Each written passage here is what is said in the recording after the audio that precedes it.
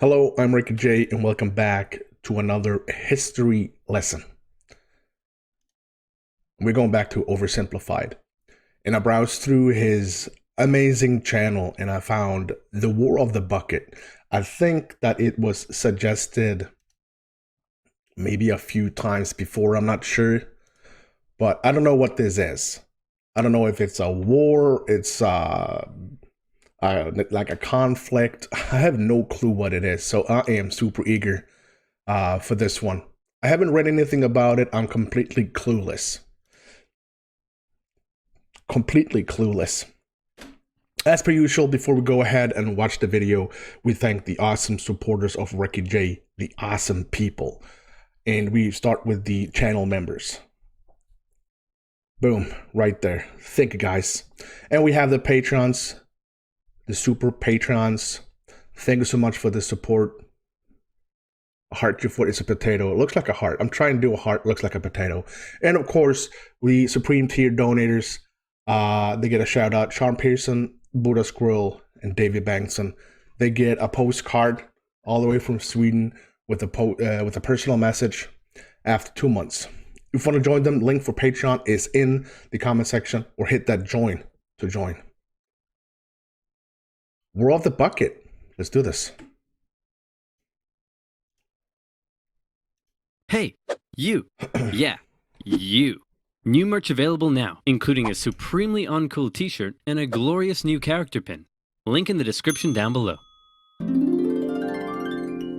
Alright folks, gather round. I've got some good news and some bad news. Did you say good news and glad news? No, I said good news and bad news. Very bad news. Word on the street is there's going to be a horrible plague coming in from Central Asia in the next couple decades that'll wipe out half of Europe. What's the good news? Do you have a cure? Please say you have a cure. No. Even better.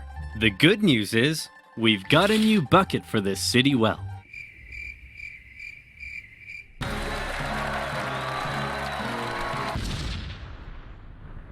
Yep. To understand the War of the Bucket, we first need to talk about this guy. He's the man with the plan, the host with the most. He's holy, lowly, he eats ravioli, with the white cassock, matching pellegrina, and the most tasteful of fringed fascias. Come on, y'all know who I'm talking about. It's the Pope, the head of the largest religious organization in the world. But what if I told you he wasn't always the big bad boy powerhouse he's often thought as today? That's right. Throughout history, the papacy often found itself forced to wrestle against adversity and opposition to retain its authority. The earliest popes, for example, suffered under the brutal persecution of the Roman Empire, and many ended up martyred, such as Pope Clement I, who was ostensibly thrown into the sea with an anchor around his neck. On the bright side, however, he's now the patron saint of fishermen. After persecution finally ended, the Pope still found himself being heavily controlled by secular kings and nobility. For over 2 centuries, the Byzantine emperor basically decided who could become Pope. Then came a real low point, during what has been called the Dark Age, a period where noblewomen controlled the Pope through, how should I put this, feminine charm. It was around here that one infamous Pope, John XII, took office. This bad boy would hold, how should I put this, naughty no-clothes parties in the Lateran Palace. And apparently, this would even happen. Come on, Zeus, give me a 6. Did I say Zeus? I meant Thor. Ra, the Egyptian sun god? Dang it, who is it we worship? Perhaps you should read this, Your Holiness. In the beginning, God created the heavens and the earth? Wow, this is wild! Pope John XII eventually died exactly how he lived, caught in the act by an irate husband who picked the Pope up and chucked him out the window. The point I'm trying to make here is that often the Pope was a very weak and corruptible... Okay, so if there's a, is there a plague coming? Okay, so we're talking about religion, we're talking about popes, yeah. I guess we find out. Figure, and was regularly used and controlled by secular leaders as a tool to increase their own power and influence. And there was certainly an element of that in the year 800, when the Pope and the Kingdom of the Franks were good BFFs. And it's a lot of Franks in one country though, isn't it? Why name everyone Frank? King of the Franks, Charlemagne, was like, hey man, being king of the Franks is nice and all, but I want more legitimacy, and also to become the continuation of the Roman Empire. So what say in return for my protection, you crown me emperor so everyone will respect me more? Sure thing, pal. We'll hold the ceremony tomorrow. Charlemagne, king of the Franks, I hereby crown you Emperor of the West. Oh my goodness. I was not expecting this at all. What a surprise. I simply cannot accept. Oh, okay then. I guess I'll just put this back over here. Give me that crown! Charlemagne's crowning as emperor was certainly an historic moment, but it also created a bit of an interesting problem. It set the precedent that from here on out, only the Pope could crown an emperor, but the Pope was also very much under the influence and control of Charlemagne. So who really held the power here? The Pope or the Emperor? Wow. I'm sure that this conflict won't cause anyone to die. Bishop of Freising, Oh. we want to thank you once again for visiting our wonderful city. It's been an honor. The pleasure is all mine, and what a wonderful tour it's been. So it's a religious war? I've seen the city walls, I've seen the towers. Man. Nothing could top that. Oh, couldn't it? Because we've saved the best for last. Ta-da! Yes, that's very interesting. Isn't it the greatest thing you've ever seen? Well, I mean, it is just a bucket. Oh, that's not good. Get him out of here!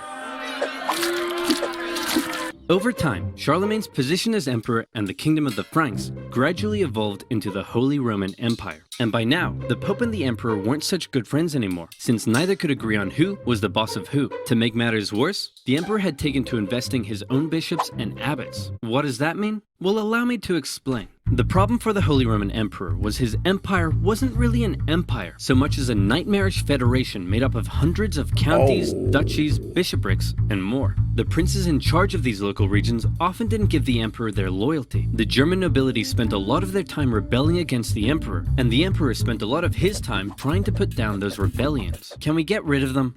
Who? All the nobility. Get rid of them and pick new ones who are loyal to me. You can't just remove noble families from their territory. Please?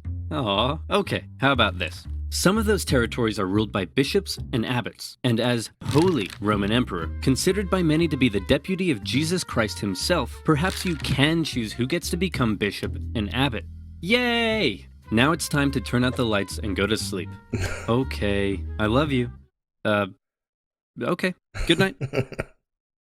Say it back. And so it was. The emperor invested his own family and loyal followers into powerful church positions, and thereby was able to increase his own power and authority. Not only that, but the emperor and other nobility were also engaging in something called simony. That's when someone would come along and say, hey, I want to become a bishop and get all the personal riches that come with the position. Perhaps we could come to some kind of arrangement. That's right. Church positions were actually being sold to the highest. Wow. That is so nasty. That is so filthy. Bidder. And let me tell you, they probably didn't come cheap. It's going to cost you a lot more than this. I don't think so. I've got a promo code. And speaking of promo codes, do you like free money? I know I do. I really like it. And that's why I use Honey. Honey is a free browser extension that automatically finds the best promo codes whenever you shop online. For free. This means you always get the best deals without even trying on over 20,000 sites like Amazon, eBay, ASOS, and more. For example, here I am buying 7 pizzas after a long day of animating. It's currently costing me $130. Oh, hello, honey. You have a voucher for me, you say? All I have to do is click, you say? Nice. I saved $31.78, and all I did I'm pretty sure this is not going to work in Sweden. was click. There is absolutely no reason not to use Honey for everything you buy online. Maybe it does. I haven't checked. It's free and literally takes 2 clicks to install. Get Honey for free at joinhoney.com/oversimplified. That's joinhoney.com/oversimplified. And as always, by using my links, you'll be supporting my channel. So thank you. Now where were we? Oh yeah. Investing bishops and abbots, selling church positions, authority, and power. Wait a minute. This is depravity. The purpose of the church isn't for him to increase his own authority and power. It's for me to increase my own authority and power. What about Jesus, Your Holiness? What? I thought the purpose of the church was to spread the good message of Jesus Christ. How drunk are you? Very. All right, the results for the election of Chief Magistrate are in. Giovanni Kablami, 1%. Spaghetti Jeff, 2%. And the bucket, 1 trillion%. Around the year 1050, a series of reformist popes came along, and they said enough was enough. They wanted to stop the emperor from abusing the church and investing his own church officials. How are you going to stop me so long as I have control over who becomes pope? Remember the circular power division? If you try to stop me, I'll just depose you and pick someone else. Oh no, I've contracted tuberculosis. And just like that, the emperor was dead. His 6-year-old son, Henry IV, took over. And as we all know, child emperors equal opportunity. The church had an opening to take back control of the papacy. Hey man, I hope you don't mind, but we're changing the rules. I think there's an oversimplified with, is it Henry VIII? If you want me to do that next, suggest that in the comment section. I think there is. I'm not sure. That only the church cardinals can elect the pope, and you no longer have any say in the matter. You know, if that's cool with you. I peed my pants. Yeah. Okay, great talk. Then, with the position of the Pope a little more secure, he held a big meeting where he drew up a big list of all the reforms and new powers he was giving himself. And it included some pretty gnarly stuff. Okay, first, I have the power to depose emperors. Everyone cool with that? Yeah? Let's see. Only I can depose or reinstate bishops. Yeah? Alright, no one can judge me. All princes shall only kiss my feet.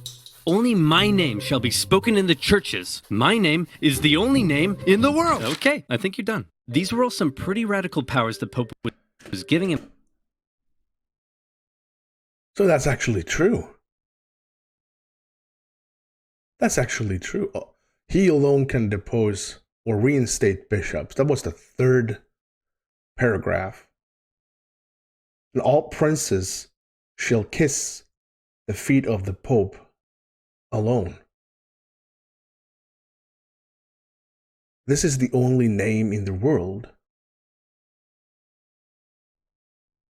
Himself. And with these reforms, the Pope was basically telling the emperor, you no longer have the right to choose your own bishops and abbots. Only I can do that. When the emperor, now a full-grown man, heard the news, he was furious. What? This is madness! Who does this guy think he is? I'm the emperor, for goodness sake. He can't tell me what to do. I'll invest my own bishops and abbots if I want to, and this rapscallion can go right to heck! I peed my pants again! The whole conflict escalated when Henry IV went to the Pope and said, hey, guess what, sucker? War. You're deposed.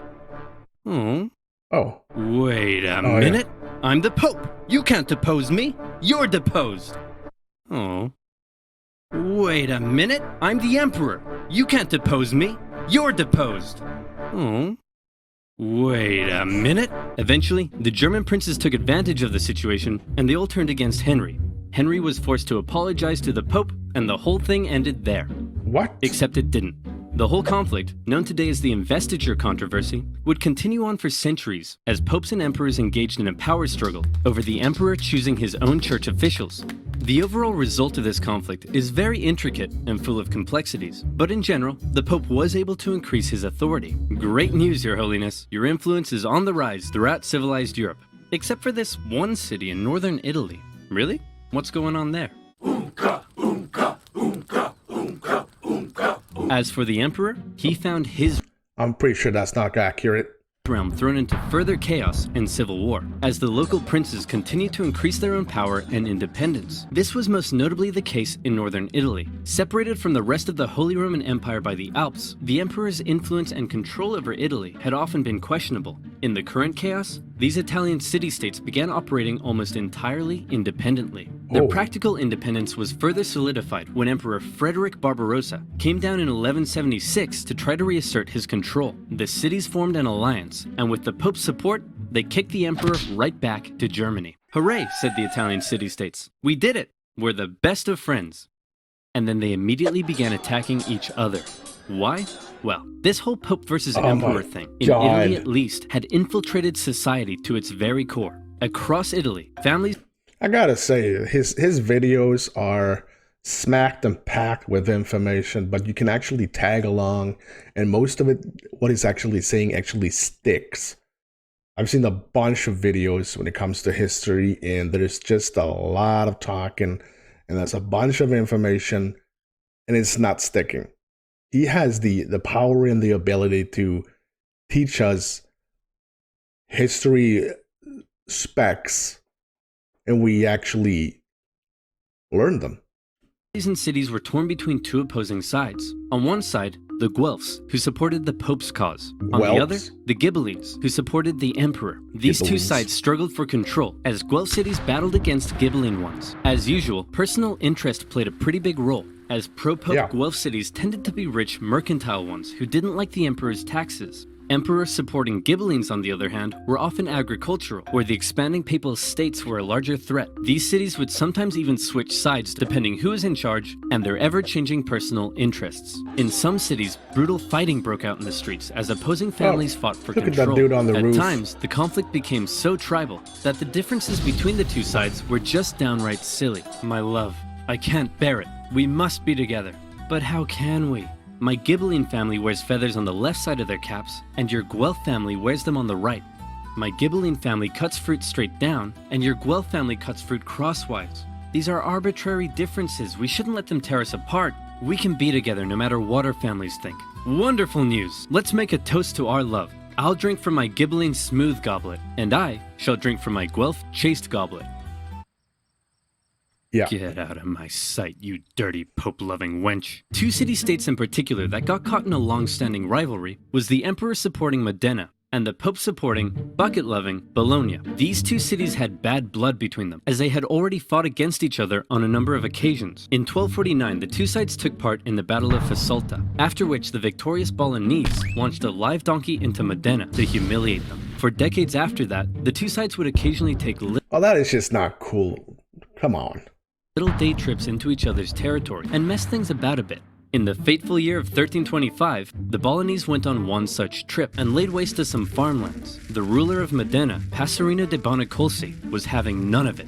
The Bolognese had two major forts protecting their city in the southwest, so Passerino, in retaliation, decided to take an army down and lay siege to one of them. Hey, you dirty Bolognese jerks! You think you can raid our farmlands? Come out here and face me like a man! Hey man, what's up? I just come out to let you know that there's no need to siege us because— Whoa, hey man, chill out. I'm trying to tell you— Whoa, stop doing that. I'm trying to tell you I'm actually secretly sympathetic to the Imperial cause and I want to willingly hand the fort over to you. Oh, cool. Okay. Dude, what was that for? For betraying your people. And this is for joining mine. Mwah. The Bolognese were pretty unhappy to lose one of their main defensive forts, but to make matters worse, then this happened. Hey, wait a minute. Where's the bucket? Oh no, it's gone. Those Modenese must have taken it. We'll make them pay. This is unacceptable. All right, was there actually a bucket? They may take our lives. They may take our fort, but they will never take our bucket. Oh wait, here it is. I found it, guys. It's right here. Phew. Could you imagine if we started a war over that? That would have been really stupid, and there'd probably be a billion videos about it on YouTube one day. Thank goodness it never Yeah, we've seen a war that almost broke out because someone killed a pig. Actually happened. That's right. The famous story you may know about the War of the Bucket, that the war started because Modena stole Bologna's bucket, doesn't actually seem to be quite right. I was surprised to find that the bucket was likely not actually stolen at the start of the war. And at this point, I want to thank and give a big shout out to fellow history YouTuber M. Laser. He's the one guy I found who actually translated a fantastic original Italian source, and then kindly allowed me to use his work in my own research. He does really well researched and in-depth videos, and definitely deserves way more subscribers, please head on over and check him out. The real reason that was cool. I'm gonna check him out later. Bologna seems to have declared war on Modena is simply that they both hated each other, supported opposing factions, the Pope had called on Guelph cities to attack Passerino, and Bologna wanted its fort back. And they were gonna get it back. Bologna had a large force, much larger than what Modena Whoa. 25,000 more infantry could muster up. So they felt pretty confident.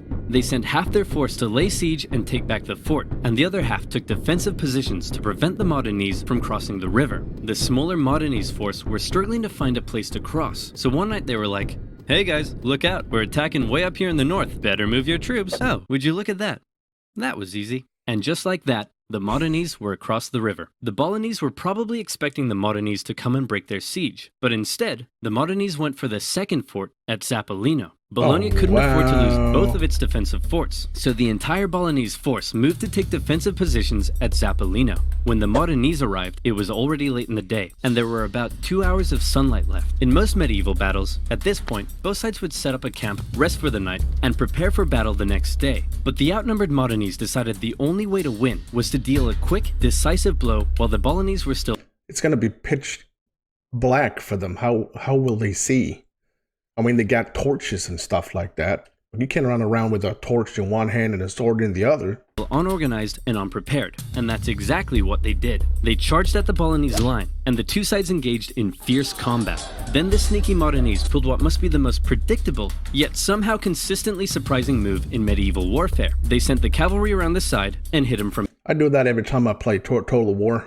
behind. Bing bang bong. The Bolognese went on the run. With casualties in the thousands, Modena had won, and the Modenese cavalry chased the Bolognese cavalry all the way back to the city. After Modena's victory, they went on a tour of the Bolognese countryside, burning some stuff down along the way. When they reached the city itself, that seems instead of normal. laying siege, they set up a camp and basically held a massive party for 3 days. The defeated Bolognese could only sit back and watch. As the Modenese force began packing up and getting ready to leave, they noticed something. Oh my gosh. Hey, check this out. No way. Are you kidding me? They're still using traditional wells. Hey, you dumb Bolognese. Ever heard of an artesian well? You can't even get water out of the ground without using a stupid bucket. It's not a stupid bucket. It's a wonderful bucket. Yeah, whatever, bucket boy. We're taking this with us.